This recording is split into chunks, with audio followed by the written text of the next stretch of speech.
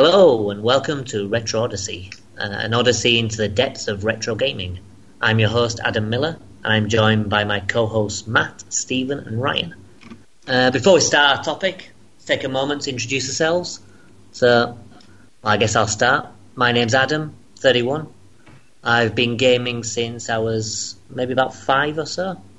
I used to play Zool with my older brother on the Amiga. And then later on, my uncle gave me a Master System and a Mega Drive that I played with my brother. My brother was mainly on the Mega Drive, and I played the Master System, but we played both a fair amount. The first console that I had that was truly mine was the N64. I got for my birthday after playing, like Mario 64, Bomberman 64, Pilot Wars, my friend's house, and then kind of kept up with console gaming ever since until maybe about the Xbox 360 when I got bored of modern gaming and then just started playing mainly old stuff. Right, okay, so I'll pass over to Matt. You want to introduce yourself, Matt? Hi, I'm Matt. I'm 36. I grew up playing the Spectrum initially. We had a Spectrum in the house when I was growing up, and I had hundreds of games for that. And that was pretty much all I played until the Master System came out. I was bought a Master System and played the hell out of that. After playing on a friend's Mega Drive, I ended up getting one of them as well. And the years after that, I've been through pretty much every console at some point. I've had a SNES, Saturn, I had Jaguar at one point, went through the N64, GameCube, all of that. I kind of dropped out of console gaming around the time of the PS2. I had a PS2, but it kind of tailed off, and I went into mainly PC gaming. And it's only in the past, say, 5 years or so that I've got back into a lot of retro gaming, and I've started rebuilding my retro gaming collection. Nice one. Same as me. I've only started rebuilding the whole thing recently. Okay, nice one. Cheers, Matt. Stephen, you want to go next? Yeah, I'm Steven. I'm 28. I've been gaming since I was, 3, and they handed me Super Mario Brothers. Nice. I own basically every Nintendo, Microsoft, or Sony console. I still play mostly console games to this day. Just, doing PC gaming for some of the older stuff that's hard to find, or some of the stuff that's only on PC. But yeah, I've been a console gamer basically the whole time. The only thing I haven't played a lot of is Sega systems. All right, nice one. Have you played any of the Sega systems recently, or? I have a Dreamcast, and I have a Retron to play some of the Genesis games. Yeah. But, I haven't really dealt with it much at all in the past 5 years. Fair enough. Well, I'm sure we'll introduce you to many Sega games. You're missing out. All right, Ryan. You want to kick off?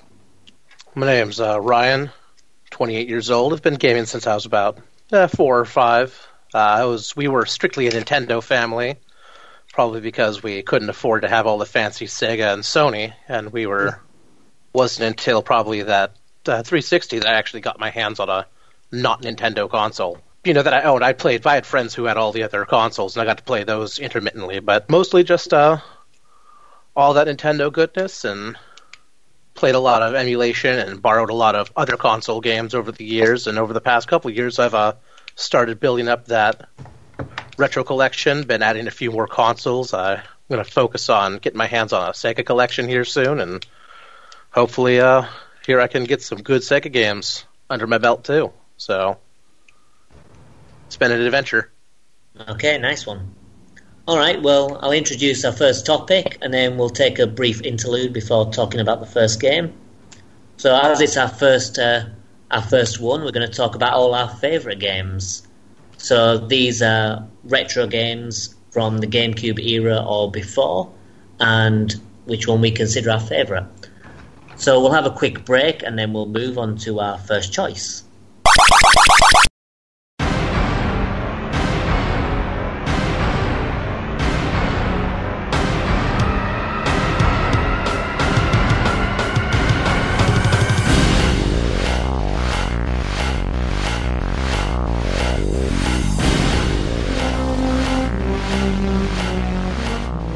Okay, so our first game is my choice, and my favourite game is Perfect Dark for the N64. It's a first-person shooter, developed and published by Rare, and it came out in 2000 in America and Europe, I think. It's a spiritual successor to GoldenEye, which obviously was really popular on the N64. There has been a remaster, which was on XBLA. I think that was in 2010. But it's also available on the Rare Replay collection for the Xbox One. Right. So a brief introduction to the story of the game. It stars Joanna Dark. She's a special agent like James Bond, but in the future. And she deals with corporate espionage. And it kicks off and she needs to rescue this robotic AI. And from there it kind of devolves into madness, really, with aliens and conspiracies and all sorts. So what did everyone think? I really, really enjoyed this game. I'd heard about it before from lots of different places, but it never really appealed to me, kind of from what I'd heard. But I picked it up for this. I was able to pick up the cartridge quite cheap, and I really got into it, and I really enjoyed it. I liked the way it played.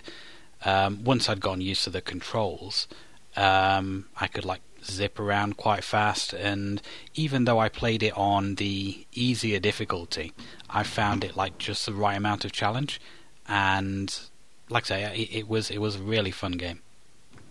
Well, that's kind of the good thing, really. There's an easy difficulty, the agent mode, but really it's not so much easy, it's just different.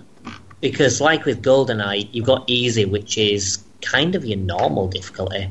And then it does get harder after that, but they start changing things you need to do in the levels. You've got additional objectives and you go to different places, which kind of makes it a different experience for all the difficulty. So did everyone play on the agent difficulty, or did anyone try tackling special agent? I did mostly agent. I tried special agent at first just to see, what all I'd be getting into. Yeah. And was it too difficult, or? It's not that it was too difficult. It's just I could kind of tell I wasn't going to get through a lot on that difficulty in the short amount of time I had. Yeah, so, true. My intention is to go back and replay this and go through the whole thing on the different difficulties. Yeah, it's definitely worth it. Likewise, I also played it on the agent difficulty. I tried a special agent, but considering the level, the objectives can occasionally be a little obtuse, you know what you're supposed to do, but you have no idea where it is or exactly how to do it. Adding more objectives on top of that I felt was not a good way to play the game the first time. So I backed off to agent really quickly. I mean, obviously it's a game that I've played countless times, so I know the objectives like the back of my hand, really. But I can understand how it can be quite obtuse. But I think that's it was one of the design things they did with GoldenEye as well. They wanted to create these wide open areas to create realistic levels and realistic buildings and locations, and then stick the objectives on top of that. So you're not following a linear path. That's why you've got rooms or corridors that don't really lead anywhere, and they don't even lead anywhere on different difficulties.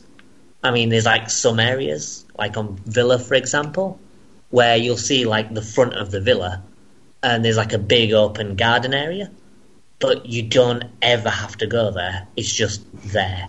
I kind of found myself having to check a guide for quite a lot of the quite a lot of the missions.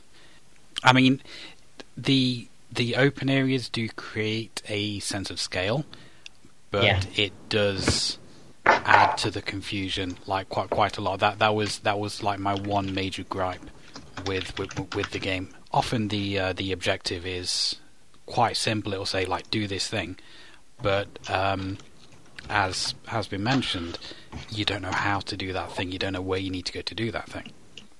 Yeah, I mean, the good thing is with a few of the objectives, you can do it in different ways.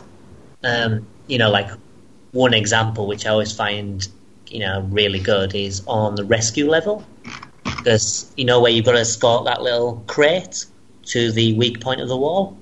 Mm-hmm. Did everyone do it that way? Did you move the crate around and move it in all the elevators? I used a dragon gun actually, and set it to proximity explode.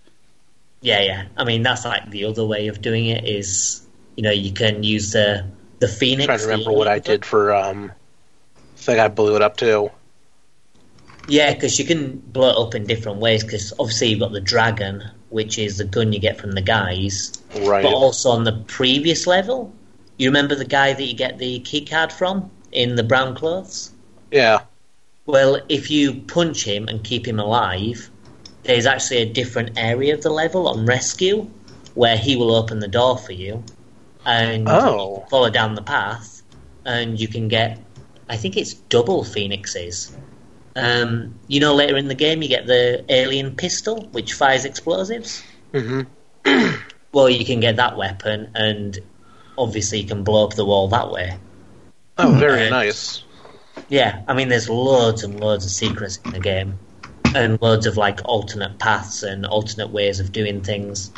But as you guys say, for the first time, it can take a while. Like, I do remember on some of the levels, I would just sit there for like half an hour on a level before I'd work out what I need to do.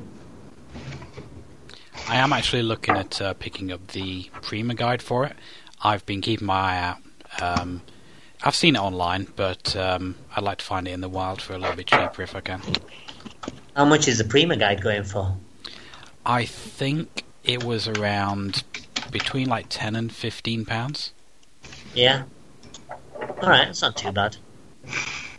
But yeah, I mean, I'm seeing on Amazon for $6 is the lowest one. That doesn't seem too bad. Yeah. Yeah, I think it'd be worth picking up. I kind of have a thing about collecting Perfect Dark merchandise. I've got the graphic novel. I've got like this challenge book that gives you like loads of different challenges and stuff to do. So I'm a bit of a fanboy when it comes to the game. But speaking of challenges as well, did anyone try getting those cheats in the game? There's some cheats you unlock by beating the level, and there's others you have to beat like time limits to get. No, I got the ones that you complete levels for, but I didn't actually dip into the challenges. I did a couple this challenges. is actually single levels, because for example, on the G5 building, if you beat the level in, I think it's like 2 minutes or something, then you unlock an additional cheat. Oh, that was never going to happen with how bad I am at video games.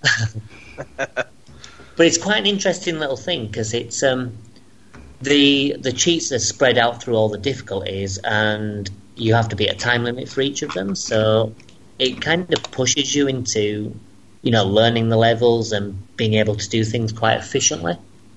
But in addition as well, there's cheats that you can get through the firing range. Like the little hub area in the Institute. Yeah. You can do the firing range and you can unlock a secret level. I actually got about halfway through the firing range. I didn't finish it up though. Yeah, it's pretty worthwhile doing. Some of them you need to think about how to do it. But that's one of the things about this game. There's so many unlockables. I mean, single player, there's loads of cheats and everything, and multiplayer, you can unlock weapons and levels and character skins. You've got the challenges. So, did anyone try the challenges out? I did about 3 of them, and I thought they were pretty interesting. Obviously, the first challenge that you have to do is just kill a guy. Yeah, just kill a guy like 7 times, and you're good to go. Yeah, well, they kind of do different things you need to do. So, like capture the hill kind of thing, capture the case, slow motion, and they do get quite challenging. Like the final couple of challenges are notorious for being like ridiculously hard, because it has like dark sims, which are the best simulants in the game. Because there's actually difficulty levels for the simulants, from Meat Sim, which don't really do anything, to Perfect Sim, which are really good. And then Dark Sim is one step above that. They actually cheat. So they will actually walk through walls to get to you. So you'll be in an area and you'll be thinking, oh, there's no way this guy can get to me. And it'll pop behind you, just shoot you in the head. So, oh, wow. Yeah, so it gets pretty insane. That's, I know GoldenEye, of course this is mostly the same team at this point. GoldenEye didn't do the challenges, but they did do the cheat unlocks very similarly, where you'd have various objectives. A lot of them, I think there was one cheat for a time limit on each mission, and then there would be like, don't use a certain, or only use a certain weapon. Yeah. And various other accomplishments, and they carried over the challenge aspect into Time Splitters, because it was the same team who did that. Yeah. They migrated over with Eidos. Time Splitters was pretty good as well. And actually, Perfect Dark reminded me a lot of Time Splitters. Yeah, I get that. And I very much, it's one of my favorites, so with that in mind, I actually super enjoyed Perfect Dark, and I'm going to go back and I'm going to try and complete, maybe not everything, but I'm going to go back and try to complete most of it, because it's totally worth it. Well, the one thing that will be difficult to complete is you actually have a character profile and you can level up. You start at rank, I don't know, like 30 or something, and then every time you reach certain checkpoints in your stats, you get closer and closer to rank 1, which is perfect. I've played the game a lot and I'm at rank 3, so yeah, if you want like the perfect rank, yeah, you're not going to get it. I don't think I'm going to go that extreme there. Yeah, it's probably not worth it. So going back to the main game, what did people make of the story? It was batshit crazy. As soon as an alien showed up, I was like, what the fuck is this? And then when you find out that he's named Elvis, like, wow. Well, it's quite funny. There's quite a lot of backstory to it as well, because there's actually a story to Elvis where he's basically visited Earth a bunch of times, and he's got into like American culture. So his nickname is really Elvis, just because of loving Elvis the musician, and he wears that American waistcoat and everything, and it's quite interesting. And then you've got Mr. Blonde. Did anyone see that twist? I saw it coming right before it happened. I was just like, because I killed an enemy and it was Mr. Blonde laying on the ground. I went, wait a minute, I didn't kill Mr. Blonde though. And I'm like, oh shit, he's an alien. Yeah. And then it came around, like literally, I think it was like 40 seconds later, I triggered the cutscene where it shows the twist. Yeah, because I think it's the level before on the Air Force One, and there are 2 of them you have to fight. Mm-hmm. So it gives you a bit of an indication that this isn't just one person. So I saw that, and I thought that was I thought it was nice, because I first started off, I'm like, oh look, it's corporate espionage. This is neat. And then it just instantly spiraled out of control. Yeah. Yeah, it's like suddenly this regular guy is a monster. He just changes into a monster. It's quite good as well, because when you beat the game on Agent, you unlock a further mission where you can play as him. And it's infiltrating the Datatyme building and abducting the director. That was actually kind of a fun mission, because you got to use you got to use like the cloaking, and there's something else you got to use too. The Mauler, the Skedar pistol. They start you off with a Mauler, and they give you like 30 seconds worth of cloaking that you can blitz through like half the mission through. Yeah, you can get through most of it. You can use cloaking and get to pretty much Cassandra, as long as you turn off the cloaking once you're in the lift. No, I thought that was pretty cool. Yeah, I mean, the bonus missions are quite interesting, because the second one you play as Elvis, and you're in Area 51. So it's before the distress beacon. So you wake up in Area 51 and you have to try and activate the distress beacon to the Carrington Institute. Yeah, I mean, like you said, I think one of the best parts about this game is just the sheer amount of depth in it. Yeah, there's loads of stuff. That's actually kind of unexpected for an N64 game. There was a lot more than I was anticipating for a game from that generation that wasn't an RPG.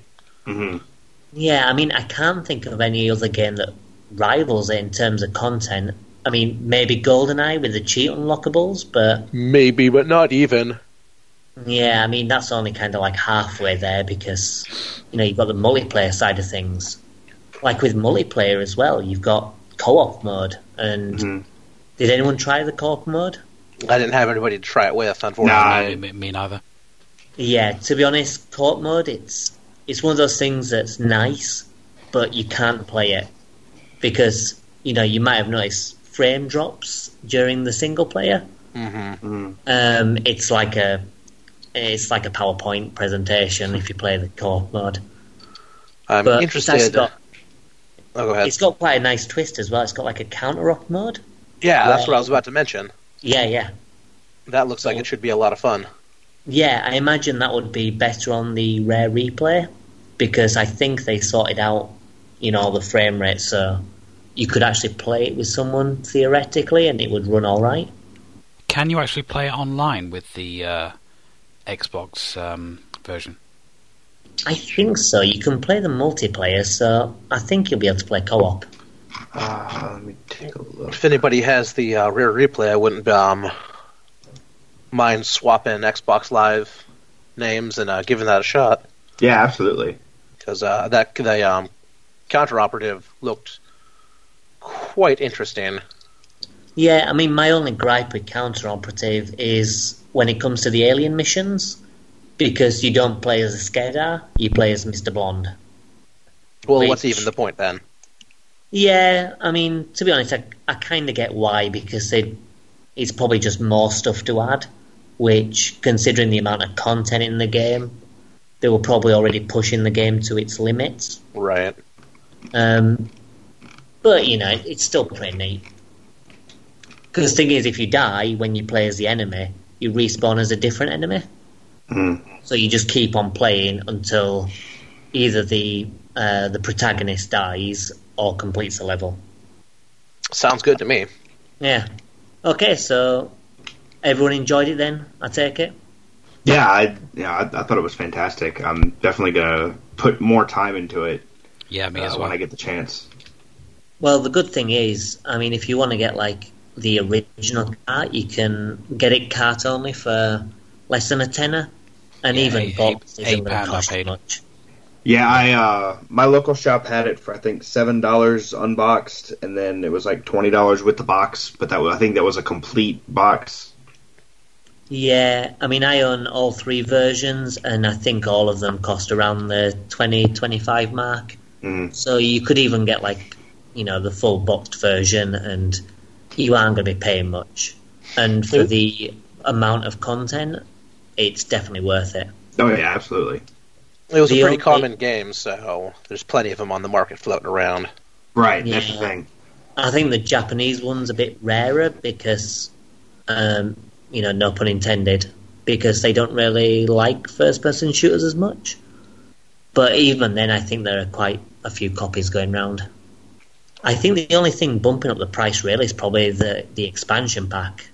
Because, we didn't mention it before, but it's a game that needs the expansion pack. Yeah, because I actually bought the cartridge and I was like, why can't I get into the campaign? And then I realised, I need to get myself an expansion pack as well. So I say the game cost me £8. I had to pay another 20 odd for an expansion pack. But that expansion pack will pay off. Yeah. In the long run. Yeah, I mean, in fairness, if you're paying like a tenner for the car, I think even if you didn't have the expansion pack and you just play multiplayer, there's probably like enough to justify a tenner's worth of content there. Oh, definitely. Yeah, absolutely. But it's definitely better with the expansion pack. Okay, so let's take another interlude for another sample of music from our next game, and we'll move on to Steve's pick, I think.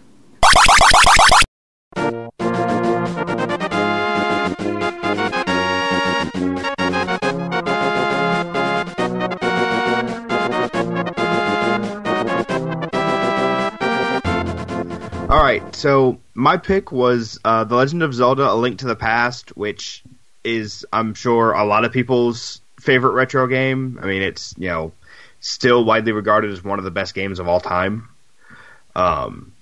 It's, it's a story everybody knows, developed by Nintendo, published by Nintendo, Shigeru Miyamoto really leading the charge on it.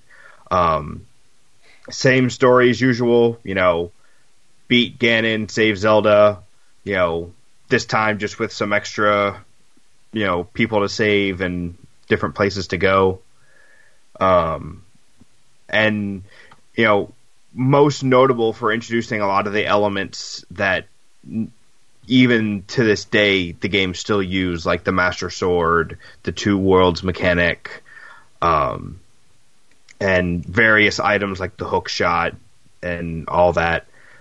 So, I mean, for me personally, Link to the Past is kind of, it's kind of the peak of 2D Zelda, and everything after that is, influenced in one way or another by it.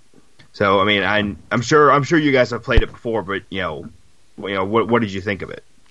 Well, like you said when you mentioned it's like the peak of 2D Zelda, I'd absolutely agree with that. It's, I've not played all the 2D Zeldas, but out of the ones I've played, Link to the Past is definitely the most engrossing, the most deep, and it's my personal favourite of all the 2D ones I've played. Yeah, I mean, it's not my favourite, the 2D ones. I still prefer Minish Cap, but it's definitely a really good game. I mean, the good thing about A Link to the Past as well is it was the game that set the Zelda formula, because Zelda 1 was just this sprawling adventure. Mm-hmm. Zelda 2 was, we'll talk about Zelda 2. Yeah, we'll get to that. And then it moved on to Link to the Past, where they kind of took the original game's format and then just tightened everything, and they just made it work so well. And that just continued to be the 2D format from then on. I mean, all the ones after that were effectively variations of A Link to the Past. Yeah, Link to the Past not only established the 2D Zelda franchise for what it was that we would get games for when was it released? It was 1991. I was going to say 92, 91. So for the past 20, so 2018, so 27 years we've seen. Everyone has their own differences, but it's like Zelda clones. We've seen Link to the Past Zelda clones for 27 years. Yeah.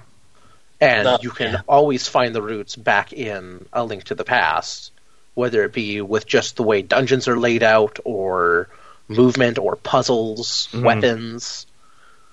It not only identified Legend of Zelda, and it gave it an identity, but it literally defined an entire genre of game. Yeah. And I think it also, you look at this just from a design perspective. I mean, you had, you had that great world map. You had, the laid out path that you could take, but you didn't have to if you wanted to challenge yourself more. You had a boss that you needed an item that wasn't even in a dungeon to beat. Some dungeons didn't even give you items. Weapons. They gave you, tunics or things like that. And it's really something that we hadn't seen before, and even since, some of that's kind of fallen by the wayside. Mm-hmm. Yeah, I mean, the way the game's designed to, you can tackle it however you want. It's really clever how it's done. I mean, you can watch randomized runs of A Link to the Past where all the items change, and the games are still possible to beat. Yeah. Because, you can do dungeons in completely different ways. I mean, some items just wreck dungeons and you can, walk past them, in no time. And then others you can just do it a different way. Yeah, absolutely. I think one of the few games that was able to beat this one in terms of do it in any order you want was the sequel Link Between Worlds, because they went in saying we want to build it this way. Yeah. So, I mean, it took a concerted effort in that direction to, surpass what they did here. And I think that, that is important to think about. Yeah, definitely. I mean, A Link Between Worlds, I'm not too keen on the rental system, but, that's a story for another time. But, yeah, I get what you're saying. It is a really good game. I think there was only one dungeon that I didn't like. Was it the Skullwoods? It was the one with all the Floor Masters in it. Oh, yeah. That one is... A lot of people have issue with that one. That dungeon does have... It has some unique things to it. I found something to like in just about all of it. Yeah. My personal favorite gimmick that they did with a dungeon was in the Thieves Town dungeon, where you actually have to carry the final boss around with you for a while. Yeah. And then she transforms. Yeah, that's really clever. That was a good gimmick. So, yeah, each dungeon has its ups and downs, And, yeah, I definitely understand not being too keen on the Skullwoods, because that one can get kind of brutal. Yeah. Well, that and the, if I remember correctly, in the Skullwoods, you complete the dungeon, you complete the main dungeon, but in order to get to the boss room, you actually have to completely exit the dungeon. Yeah. And use your fire wand to open up the door to the boss chamber. Yeah. And while that was very clever, it's the only time they did that in the game, and it was really easy to get lost because of that, because you didn't know you had to do that. Yeah, it does throw you for a loop. My other issue with the game. Well, not that game, sorry, that dungeon. Is that dungeon I just got lost and didn't know where to go at all. I think I had to look up a guide to actually get past it. Yeah, and that is admittedly an oversight there. I'm not sure if it was just, them trying to be cute or whatever, but, I can agree with that. That is a problematic element. Yeah. But, you touched on it before with the Thieves Town boss, but some of the bosses in this game are, really good. Oh, yeah. Like the Helmasaur King, in particular, I quite like, and the one in Turtle Rock. Yeah. I don't remember the name of it, but where you've got the three heads. Yeah, and you're going to use the ice wand, the fire rod, and the sword. Yeah, the bosses in this game are really good. I think there's only one I don't like, and this you can probably guess which one it is. Ganon? No. Oh. I was going to say the guy at the top of the Tower of Hera, because he can knock you down. Moldorm, that's the one. Moldorm, yeah. The worm where you go up there, you get hit by it, it knocks you down, you got to climb back up. Oh, yeah. And you start the fight over again. Oh, that's so infuriating, is that boss. You just go up, you get knocked down, and you have to do this thing 50 times. Yeah, that was... you're good at it. That was by far my least favorite boss, especially as a kid, because it's I just got up here. Yeah. Because you have to beat him 2 times as well, because you beat him in the Tower of Hera, and then you have to beat him again in Ganon's Tower. Yes. So when it came to face him in Ganon's Tower, I was just oh my goodness, not this guy again. Yeah. But I think in general, in all of the Zelda games that came after it as well, the bosses are generally really well designed. Mm-hmm. Yeah, they're usually the high point of the game in Zelda titles. Oh, yeah. And, even, not to toot the horn of Link Between Worlds, but, that one you saw Blind come back, but it had the new mechanic of the shield that you had to hide on. Yeah. So, that is something they carried along, is that the bosses were interesting the whole way. Well, with a lot of the bosses as well, you'd see them in other Zelda games. Like the Land Molas, the desert, is kind of similar to the boss in Majora's Mask. Yes. The one in the Stone Temple Tower. Yeah. And then you've got the Skull Woods boss, the big moth thing, which appears in Wind Waker as a sub-boss, I think. Yeah, I believe so. So You've there's seen quite King a lot Dodongo a couple times. Yeah, that one appears a few times. He's appeared in like 4 games at this point, I think. Yeah. Yeah, and even that one with the eyeballs, he's had so many appearances. Yeah. You know, He's not been that all over often, the but place. something that's basically been the same. Yeah. But yeah, it's a pretty good game. It's definitely a game that deserves its good reputation, although I find that those couple of elements I don't like, namely dungeon and that boss, are one thing. There are a couple of things which stop me from finding it to be the best Zelda game. But I still think it's certainly up there as one of the best. And that's totally fair. And honestly, one of the nice things about it being so well received at the time is how many copies they then put out there of it.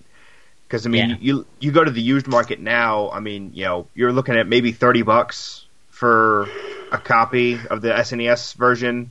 You can get the Game Boy version for like $20. Well, that's the thing they did on the Game Boy as well. And then it's been released on like most of the virtual consoles. And Yeah, exactly. everywhere. You can legally acquire this quite well and quite easily. Yeah, exactly. And one of the things I loved about the Game Boy Advance version was that they added a dungeon for 4 swords, where if you had completely finished 4 swords, you got an extra dungeon in Link to the Past. All right. Was the dungeon any good? I haven't played through the dungeon itself, because I've never been able to play 4 swords with anyone. But from what I've seen, it looked like a really good dungeon, and basically the boss of the dungeon was 4 separate rooms where you would fight the 4 different colors of Link. Okay. Oh, neat. So that was, and those fights were really interesting. I've actually looked up all of those, and those were really good fights. Is it like, what's his face, Dark Link from Ocarina, or is it like a different thing? I would say it's kind of similar to that, in that, it has your moveset, but it also has other things it can do that you can't. All right, okay. One other thing that I found remarkable about the game as well is the music. It is just, throughout the music is just absolutely fantastic. Yeah, it is quite amazing how well Link to the Past. Not only is the music just well composed, but it's so well composed in how it sets the mood for where you're in. Like when the game opens up and you immediately tell, or your uncle says, "Don't leave," and you instantly leave, and you go into your castle, and it just has kind of, because you're entering this game and you don't know what's going on. If you've played Legend of Zelda before, you kind of know what you're gonna be doing, but you don't know how this new game is going to progress and what you're going to encounter. And it really sets a tense mood. Yeah, when you're in the castle grounds. Yeah, and I can tell you the dungeon music absolutely will get your heart rate up, because it just it's that tension and that presence. Well, like the other thing as well is with the music, you can pick pretty much any track from the soundtrack, and it's pretty much an iconic Zelda tune. Yeah, I mean, I can tell you most of the iconic tunes. Yeah, I mean, I can tell you, I have been humming just about all the songs from this at various times for the past 20 years. Yeah, no, it's absolutely fantastic, and I think it's really important to say that one of the most important and telling things about Legend of Zelda: Link to the Past is that even now, if you pick it up, if you hand it to someone who wanted to play a dungeon crawler, this holds up. This has stood the test of time. A lot of retro games, you go back and you go, "Oh, I liked this when I was a kid. I like this because I like this style of game." And it plays but then you can go back and start picking them apart. Yeah, absolutely. And it's really hard to pick apart Link to the Past. Like, you can have a qualm here and there, but it was so amazingly designed. Yeah. And that's one of my big things with the Zelda series is everyone, worships Ocarina of Time. And, I went back and played it a few years ago, and I'm like, this doesn't hold up as well. It doesn't. I don't. It's just, Link to the Past holds up so much better. Visually, music, dungeon design, all of it is just, I would have to say, across the board, it is better than Ocarina of Time. And it's better than a lot of dungeon crawlers that have come out in the past, decade. Yeah. Well, that's the thing as well, because with the dungeon crawls that have been coming out recently, there may have been a Link to the Past clones, but no one's ever really done it better. No. I mean, there was Blossom Tales, which came out recently for the Switch, and I think it's out on Steam. I've heard good things about that one. That's a really good Link to the Past clone, but it's still not as good as Link to the Past. And it's like, 20 years later, or however much time it's been? Yeah. Like you said, it's, the fact that nobody's even come close to beating it. Yeah. Often imitated, never replicated. Exactly. Yeah. Personally, I do prefer, in terms of the Zelda games, I do prefer Ocarina of Time, but Link to the Past is definitely the best 2D one that I've played. Mm-hmm. And that's the thing, is like, even when people disagree on things like this, we can all agree this was a good game. Yeah. Mm-hmm. Yeah. Definitely. Right, so I think everyone's in agreement that this one's a definite must-play. Yeah, this one's well worth picking up, and like I said, it's very easy to find. There were so many copies made of it in both of its incarnations. Yeah, I mean, there's so many editions of it, and so many re-releases that you can probably pick it up somewhere. Yeah, absolutely. All right, I think we'll take another break, have another musical interlude for the next game, and then we'll have a look at Matt's pick.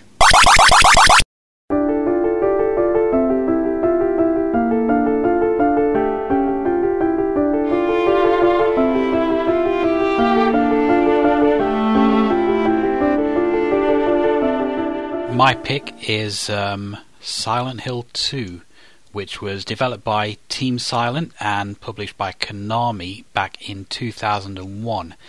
I have always been quite a big horror fan.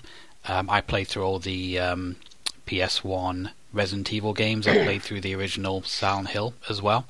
And I just loved all of them. Really, really immersed myself in survival horror as a genre. And Silent Hill 2 is actually the very first video game that I ever pre-ordered. I got the limited edition, which has got like a making of DVD on it as well. Yeah. And from the very first time that I played it, I just fell in love with it. It takes so many influences, like everything from David Lynch to Lovecraftian influences in there. This depiction of an American town that has just completely gone wrong, and it was at the time a really beautiful game to look at. As time's gone on, graphically it doesn't look as impressive as it used to do, but at the time that was like one of the best looking games on the PS2. And a lot of people will say the tank controls are kind of difficult to get into, but having come from playing the original game and playing all the Resident Evils, it was kind of like second nature to me at that time. So I never really had an issue with that myself. So I was able to dip into it, and I've managed to complete all 6 endings. I know the game pretty much back to front, and it is like my favourite retro game of all time. So what do you guys think? Well, it's funny how you mentioned about it being such a great looking game, and I kind of agree with that. And it's kind of weird, really, because the limitations of the time meant that the draw distance was terrible, which is how the whole fog thing in Silent Hill was created. Well, with that was a limitation definitely with the first game. Yeah. With the second game, it was more about following an aesthetic, a tradition. Exactly. Yeah. It was something that was created in the first game because of the limitations. Yeah. And it created what people come to think of when they think of Silent Hill. They think of this decrepit city, this decrepit town that's filled with fog and all these weird inhabitants and surroundings. And that was the one thing I really did enjoy from what I've played of Silent Hill 2 was the atmosphere.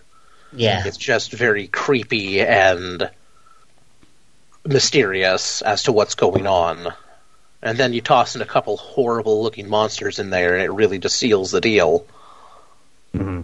Which is funny because Silent Hill isn't even that much of... It's not even like a survival horror game when you look at it. It's more of a puzzle game.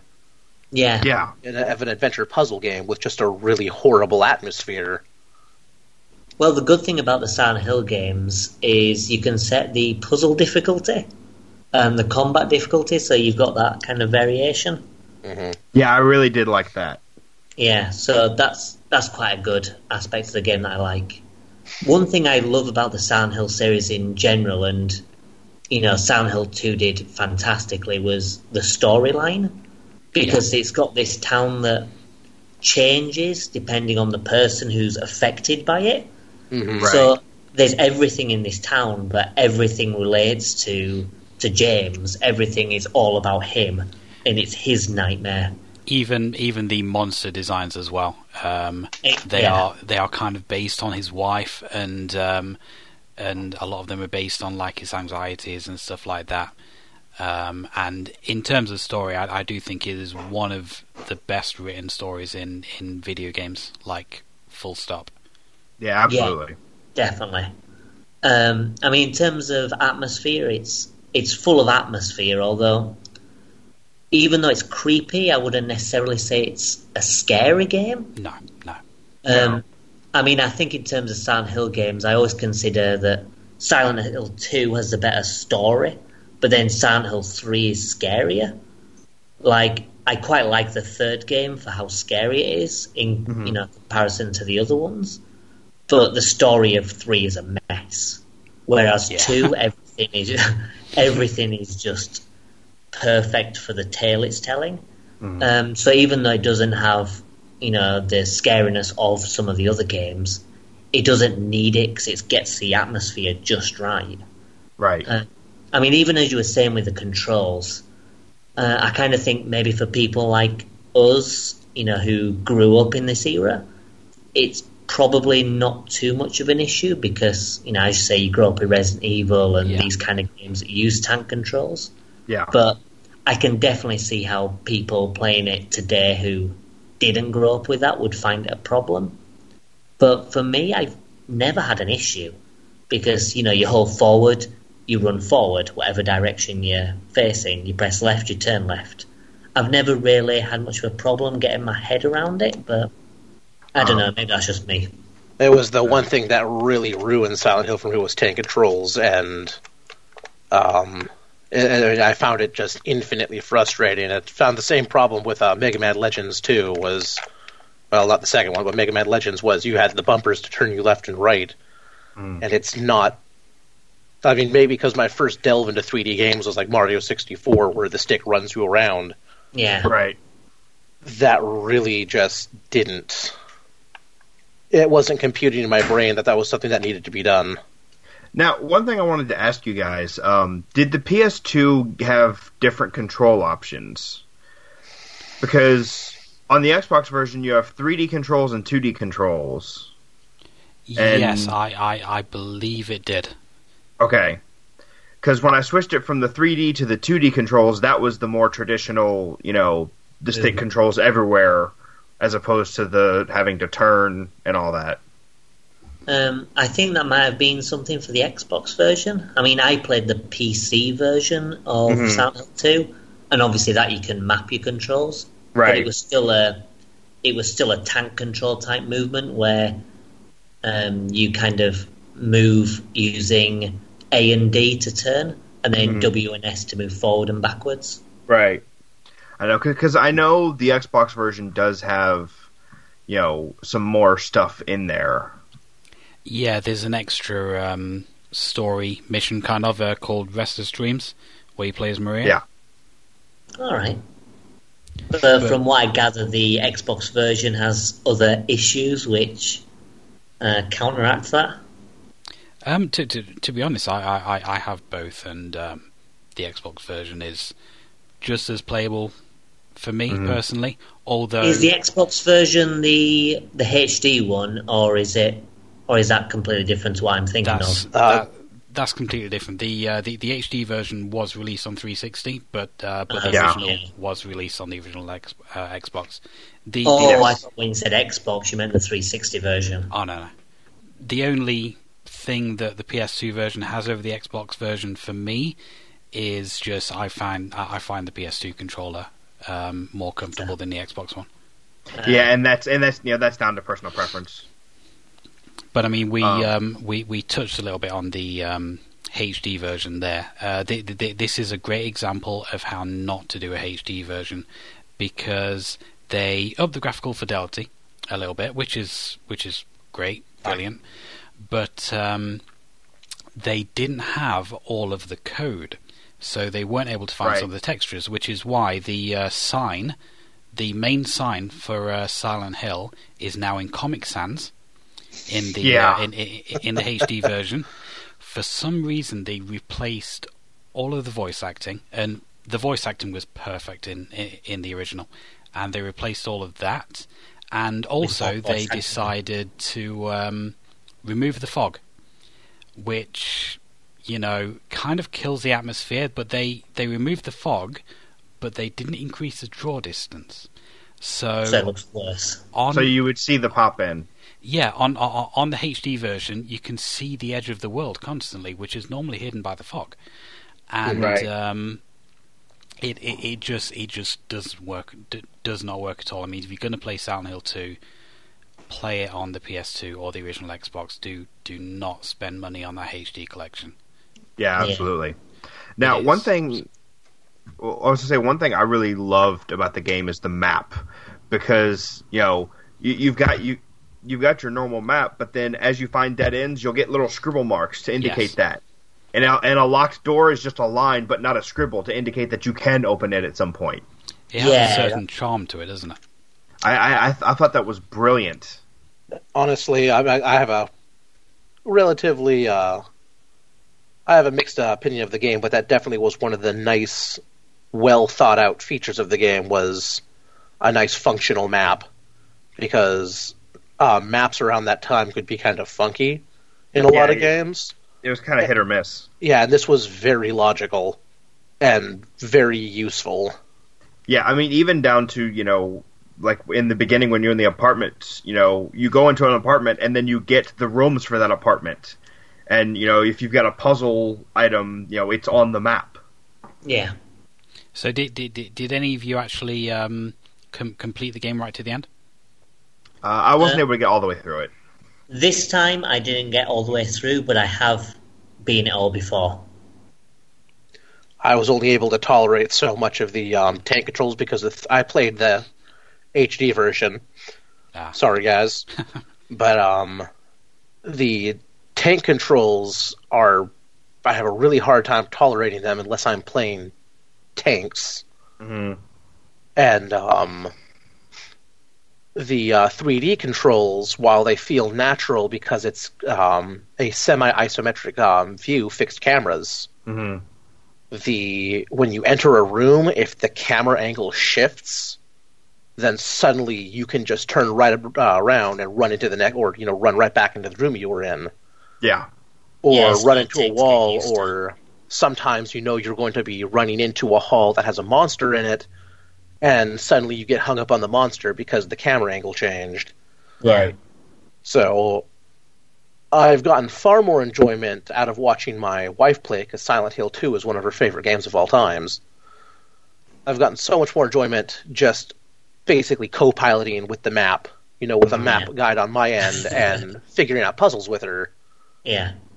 I appreciate the game for what it is, but for some reason, I just have a really hard time playing it. I would say for anyone who isn't able to complete it on its own for whatever reason, do watch a playthrough of it, because it's got one of the best. The kind of reveal in the hotel is beautifully done. And the story is so good that even if you're not going to play the game, it's worth it to experience the story. And there are 6 different endings as well to get. Mm-hmm. Two of which are joke endings, but there's one with a dog, isn't there? I've only ever gone for one ending, but the you get one of three endings depending on various actions you take in the game and how you actually treat Maria in the game as well.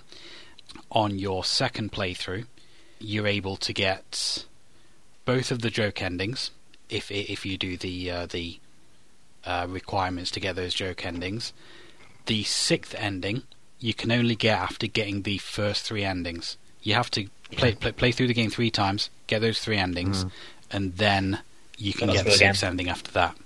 Yeah. So there is absolutely a lot of replay value, and absolutely. It's a fairly cheap game as well. I mean, it goes for less money in the UK than US. In the UK, you're looking at about £10 to £15 generally, and that's like complete box as well. In the US, usually around $30 to $40, though the Xbox version does seem to go for a fair bit less in the US. Yeah, because I can tell you, I paid $8.98 for my Xbox copy. Yeah. So, one other final thing I wanted to touch on as well with Silent Hill 2 is when it comes to the world, one thing I really liked was the other world, which I think is something that's, Silent Hill did, which is like a really good thing for a horror game, because you've already got this creepy town which is full of monsters, and then everything changes to this other world, and everything just becomes metal and blood, and it becomes like something truly from nightmares, and it goes from being like a creepy location to like a horrific, torturous location. Yeah. And it's something that, obviously they did in the original game as well, but I think Silent Hill 2 was the first of the games to, give it this true aesthetic and, make it something else. Well, Silent Hill 1 did that to an extent. Silent Hill 2 definitely added more to it. And I mean, one of the standout moments to me in Silent Hill 2 is when the hospital changes to the other world, and basically you've been exploring all 3 floors of this hospital. Changes to the other world, you go in the lift, all of a sudden there's a 4th floor. That just it's subtle, but that creeped me out. Yeah, it's a good game. I like absolutely. Yeah, it's not my favourite survival horror game, but it is up there. Yeah, this is another one I'm definitely going to go back later and put more time into. Yeah. I will probably force myself through, and again, because it's only the UI that really bugs me with the game. The rest of it is quite fantastic. Yeah. I'll probably go through and muscle through a full playthrough, just get over my dislike of the controls and the menu system, too. I don't like the menu. But overall, I very much enjoy it, and I will probably also maybe even see multiple endings. Well, even then, as Matt said, if it's not something that you can play and enjoy because of its, arcade control scheme, it's definitely worth watching a playthrough just to experience the story and just experience it more like a horror film rather than as a game, because it's still totally worth doing, even like that.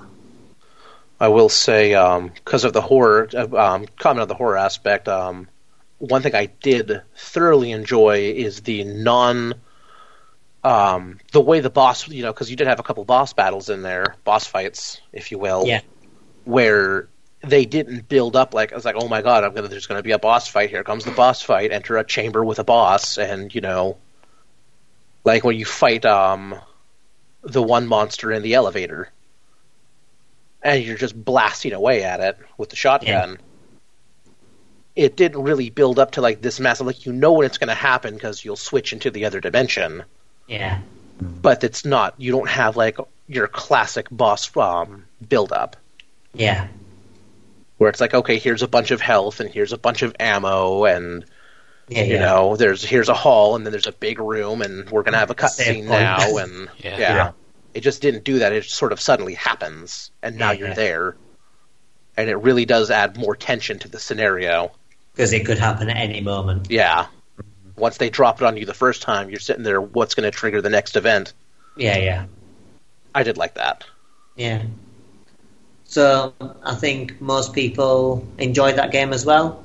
Controls are a bit, iffy, but more or less it's a good experience. Oh yeah. Yeah, absolutely. All right.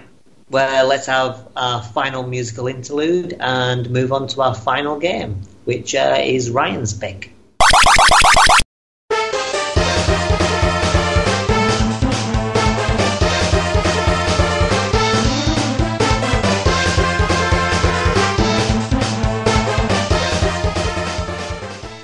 Game that I picked as my favorite, and is definitely one of my favorite games of all time, not just retro titles, was Mega Man X. It was published by Capcom on the Super Nintendo Entertainment System in 1993, tail end of 1993.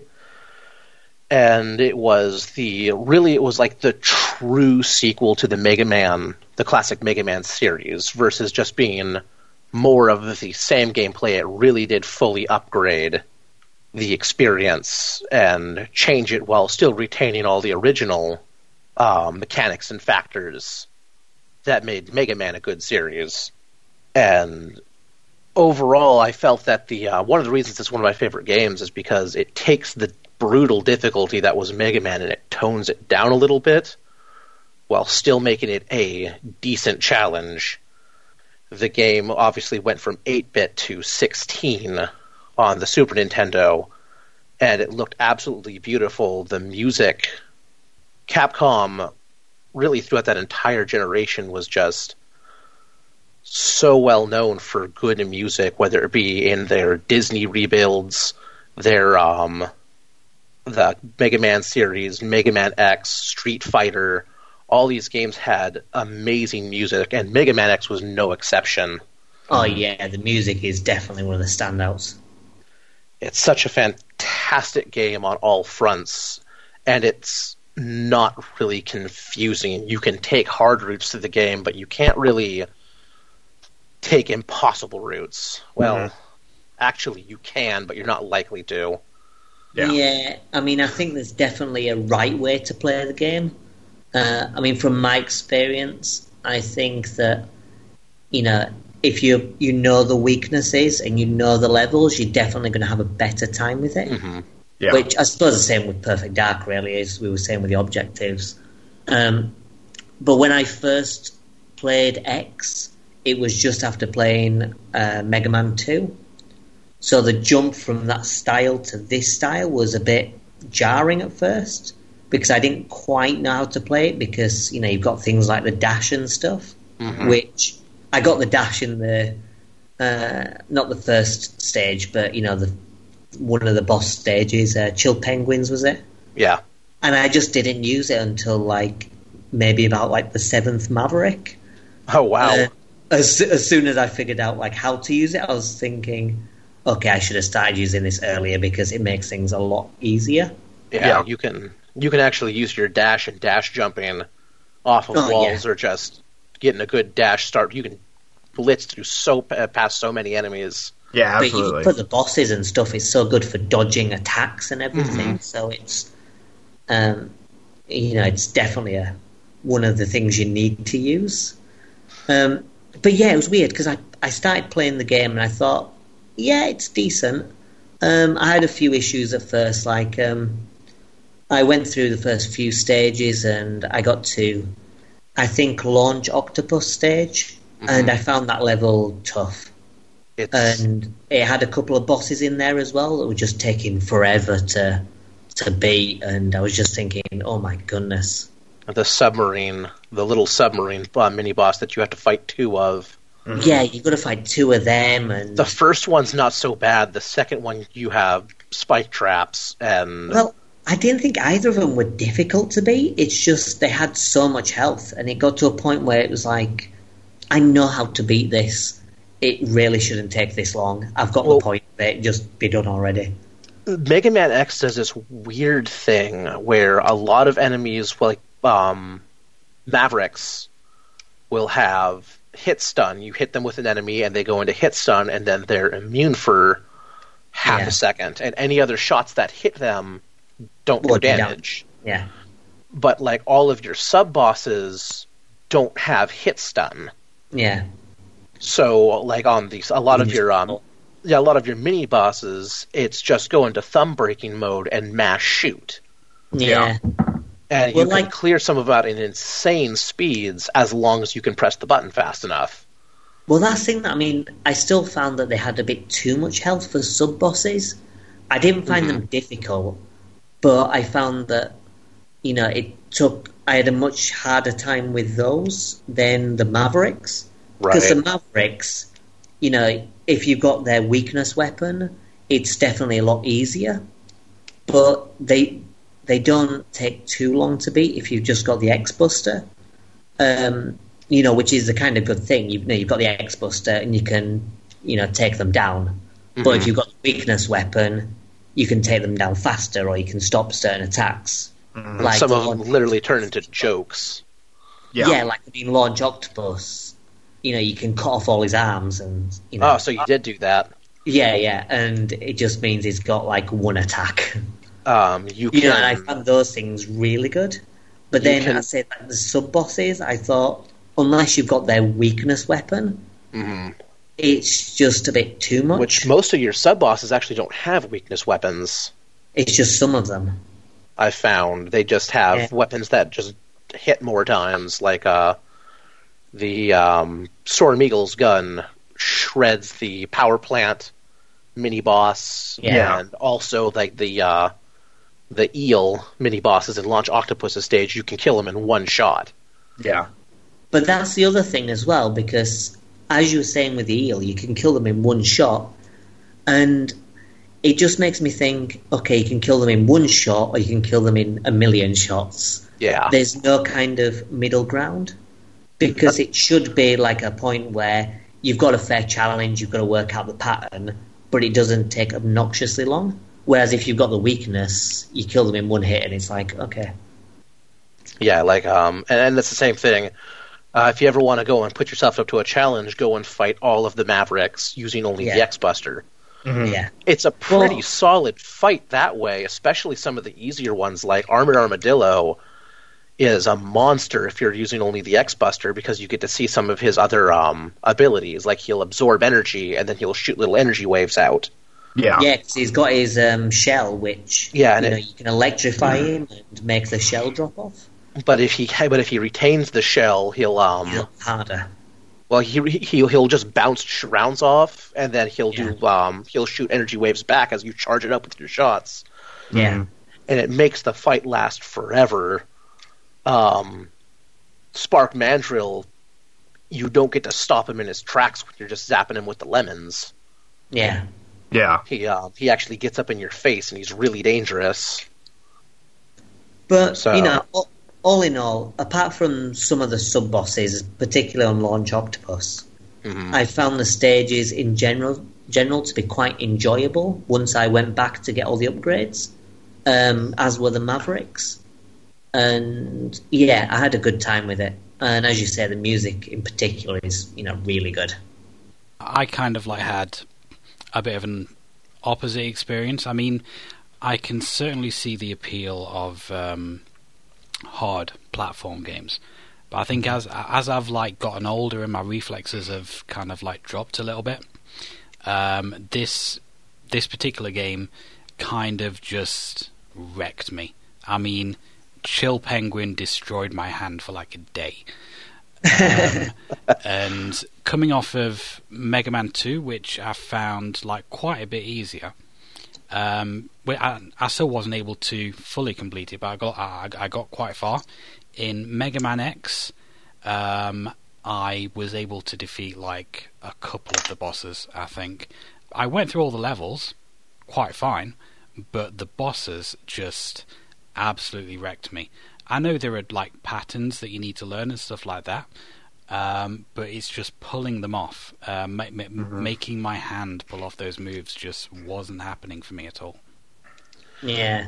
And that is one of the that's actually one of the biggest differences between Mega Man and the Mega Man X series, is if you play them back to back, you play the games back to back, you'll see that in Mega Man, the stages tend to be what's really hard, and it's the bosses are not so punishing. Yeah, I agree with that. But in Mega Man X, the stages are much more manageable, and then you're given an actual boss fight. And like I said, some of them, if you don't have their weakness, God help you. Mm-hmm. It only gets worse for the most part through the Mega Man X series, where the stages are solid, but if you aren't prepared for the boss with the right weapon, you're going to have a fight. Yeah. Yeah. And one of the other interesting things going from the original series to the X series is that there are some things that they kept. Like, if you notice, the run speed of Mega Man in both series is exactly the same. It is. Like, it's the exact same pace. But with the enhanced power of the SNES, they were able to get rid of the scene transitions and only have that be for the bosses to kind of build the tension. Yeah. See, I had kind of a weird experience with Mega Man X because, this was really the first Mega Man game that I played, way back when. And then I played a lot of X4, and then much, much later I went back and played the originals. So, I'm normally someone who hates platforming games, but I'm actually pretty decent with the Mega Man X series just because, I enjoyed it so much and I've played them so much. Right. Well, that's the thing as well. What's everyone's experience with the Mega Man games? For me, I played a bit of Mega Man. Well, I played a lot of Mega Man 2. I beat it before playing X, and then I played X. And those were the first two Mega Man games I'd ever played. Yeah, me too. I'd touched it briefly before, but only like played maybe for 10 minutes. So this is like the first time I've really experienced the series.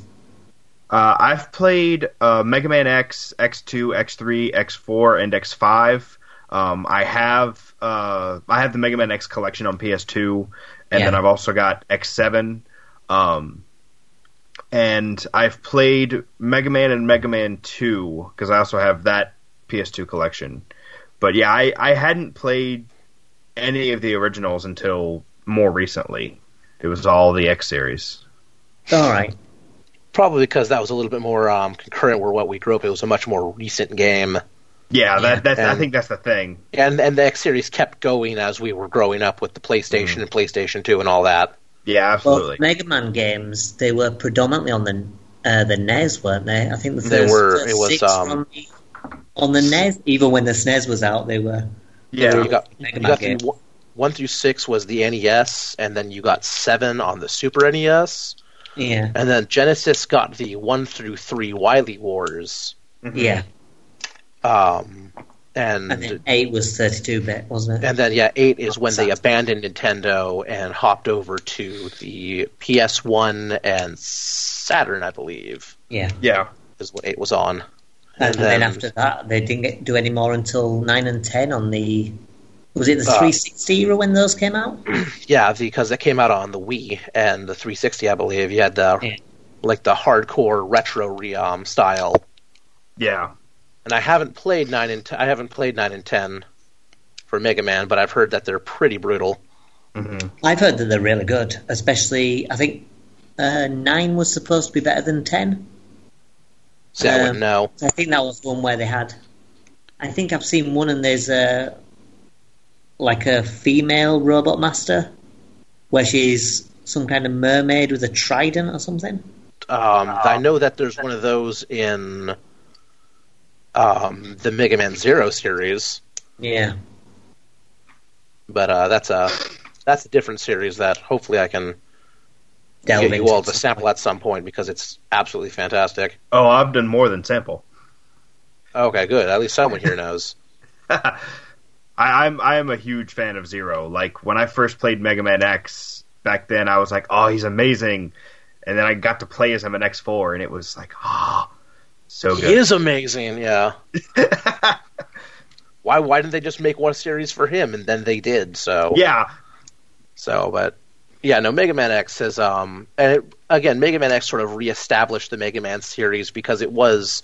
I mentioned this briefly a minute ago, everybody's favorite Once Upon a Time animator on Newgrounds, Ego Raptor, has a series called Sequelitis, and he talks about Mega Man X and Mega Man.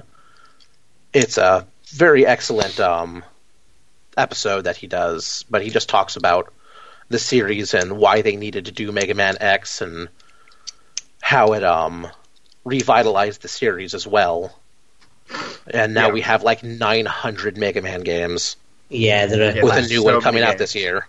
Yeah. There's so many games. So going back to X briefly, what was everyone's favourite boss from it? I would say Chill Penguin because it's the only boss I actually defeated. But I hated that boss also. My favorite boss in the entire game actually might be, strangely, even though I have a weird love-hate relationship with, is the Robo Spider in Sigma's Tower. Mm-hmm. Or Sigma's Fortress. It's one of the level end bosses. And I've always hated it as a kid, and now for some reason I really like it. See, I'm kind of torn because there are elements of each boss that I really like, or of some of the bosses I really like. Like, I love being able to use Boomer Kuanger's weapon to just cut bosses up. Right. Like with Flame Mammoth. Yeah, just lop his nose off. Just cut his nose off. I like the design of Storm Eagle. I don't know. It's hard to. I honestly, I think, and it's kind of a weird answer, but I think one of my favorites is the fight with Vile, where you can actually beat him. Only because if you have the Hadouken, you can just one shot him, and it just feels so. It feels so good. It's so satisfying because you literally couldn't hurt him when you started the game, and then you just face erase him. Bam. Yeah, for me it's probably Boomer Kuwanger. I thought was a really good boss, but even though I think I also quite like Chill Penguin as well. It's an easy-ish fight, but I think it's quite a nice fight. I quite like the design of him as well. So I'd say one of those two, but yeah, I get what you're saying about Vile. That's a really good fight when you've got the Hadouken. Otherwise, Vile's kind of an annoying fight if you don't. Yeah. I actually quite like the fight with Sigma's pet, the dog, when you've got the Hadouken. Yeah. Because he's like, you're not worthwhile, I'm going to set my dog on you. And then he jumps towards you and you Hadouken him and he's dead. And it's like, okay, right? Yeah, I was going to say the Sigma fights I actually really enjoyed. I thought they were pretty well designed, especially for, the first instance of this boss that we see over and over and over and over again. Yeah, I didn't like the Sigma fight in this one. I thought it was fine. Like, I liked his... Was it the second stage where he had a sword? Yeah.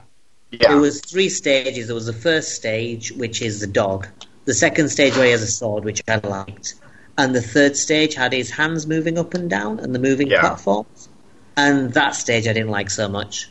Like, I found that one wasn't particularly difficult, but involved a lot of waiting around. If you messed up, you had to wait for the hands to come low again, and it just felt like a bit of a hassle. If you're brave or impatient, you can actually dash and wall jump up between the hands and the walls and jump up on the hands. Yes. Yeah, and if you ever want to have a Thumbreaker, yeah, no, you have to wait. You have to time it so it's on the it's swooping on the inside because they kind of move in ovals. Mm-hmm. All right, okay. If you ever want to do yourself a nice little Thumbreaker challenge, is beat Final Stage Sigma without taking a hit. Mm. No thanks. I've done it. It's super rough. Yeah, I like the Final Sigma. I like Sigma in X4 better, but I think this one was actually pretty good. I think my favorite Sigma fight, of course, now we're kind of getting off topic, but was actually the final stage in X3. It was like Kaiser Sigma or whatever. Oh yeah, I remember that one. He has the big mech suit that just showers missiles. Yeah. Yeah, it's weird because I played X2 recently, and the Sigma fight in that is just kind of weird because it's quite easy, and the second stage is just like this holographic head that doesn't even have a health bar; it just changes color. Mm-hmm. Goes from green to like super deep red. Yeah. It's a bit of a weird one, but yeah. Anyway, Mega Man X, I thought it was pretty good. I had some kind of issues with various different elements of it, mainly the sub-bosses, and, as I say, I wasn't too keen on the final Sigma fight. But other than that, I had a good time. What price does the cart tend to go for these days? Right around these times, genuine copies are going to run you around $25 to $35 for just the cart.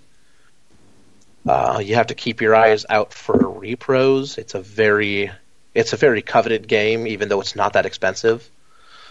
But the market is just littered with reproduction cartridges, which are iffy. Yeah, on their playability.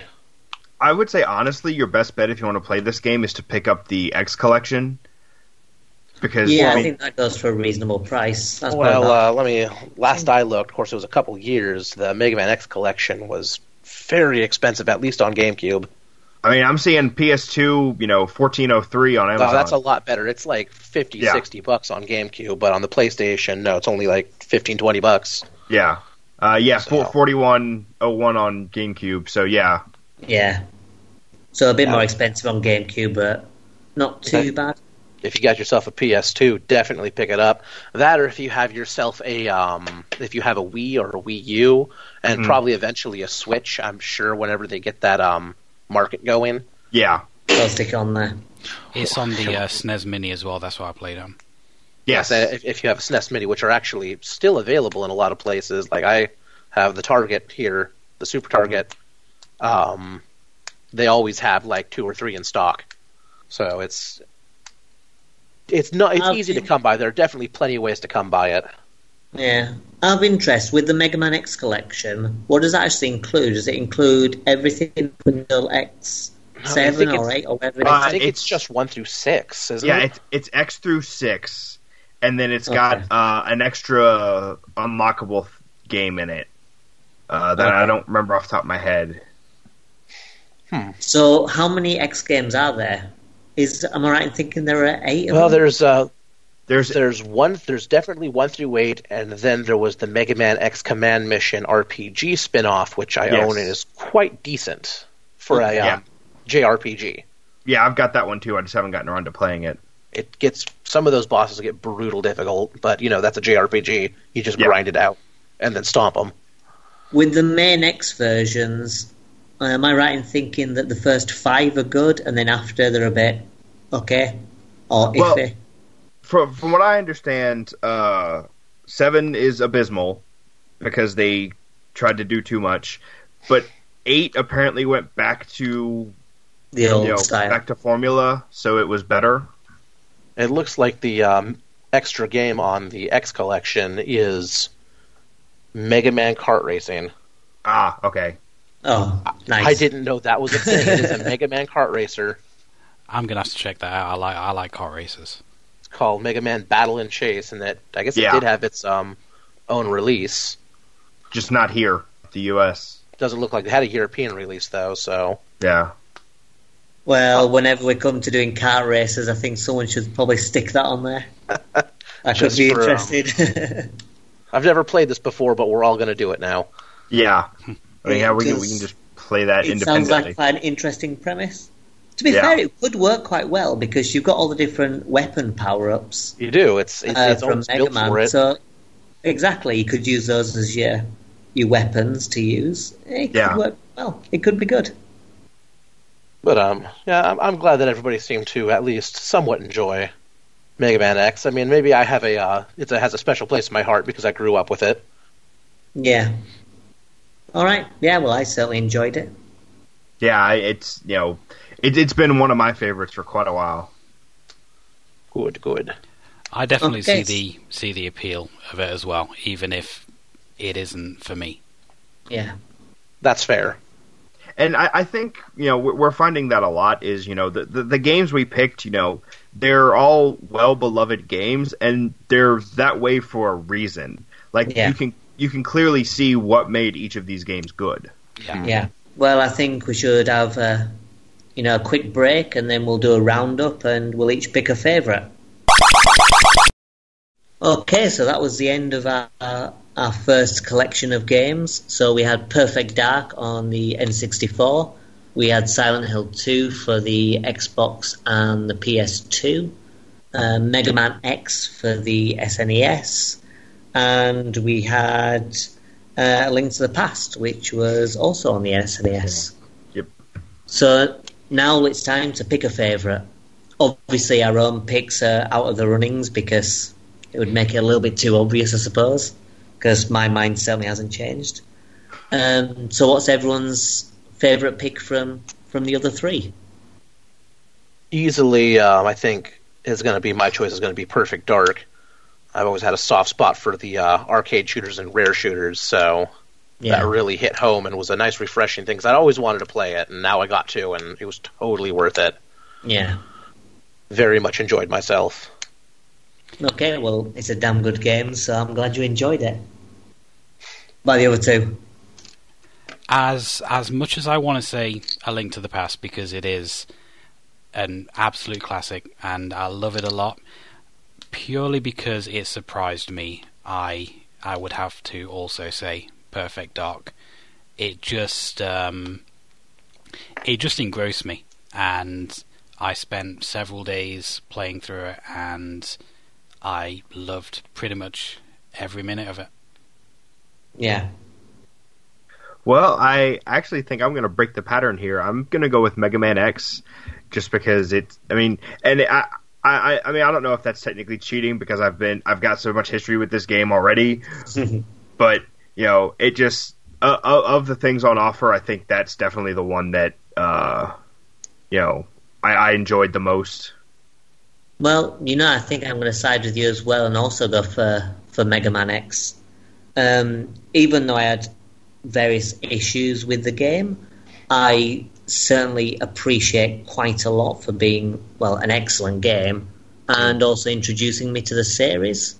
I enjoyed Mega Man 2 when I played it beforehand, but I think it was getting through Mega Man X where I really appreciate the Mega Man series. And after I beat it, I picked up Mega Man X3 and X4 and Mega Man 8 for the Saturn. So I'm looking forward to delving into those soon. But yeah, my pick is going to be Mega Man X just because it introduced me to, a series that, I'm starting to, really get into. No, you're in for a treat, at least up until X4. Well, yeah. After that, I don't know what I'm going to play. Maybe I'll get around to playing X5, and then I'll leave it after that. And then play some of the other games, like maybe Mega Man Legends and stuff. I've got an N64, so I might pick that up. Okay. It's worth it. So I think we're kind of split between Perfect Dark and Mega Man X, but I think we can all agree that all four games are definitely worth picking up. Oh yeah, definitely. Yeah. They're all quite good. I think they're all classics, and they're classics for a reason. So that concludes our first episode of Retro Odyssey. I think we had 4 classic games there. So that's it until next time. Our next topic will be retro beat-em-ups, a genre that's quite close to my heart, even though it's one that's been a little stagnant as of late. So I think we'll all look forward to that the next time. So from the 4 of us, all that's left is to wish you goodbye and see you next time. Bye-bye. Bye. Goodbye.